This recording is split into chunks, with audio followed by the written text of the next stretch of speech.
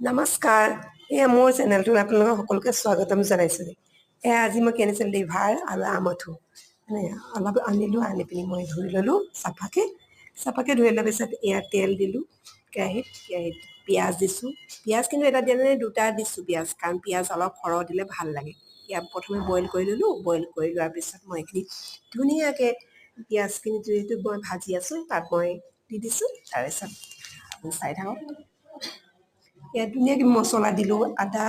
নহৰু পেষ্ট গোটেইখিনি ধুনীয়াকৈ দিলোঁ তাৰপিছত অলপ সৰু সৰুকৈ আলু কাটি দিলোঁ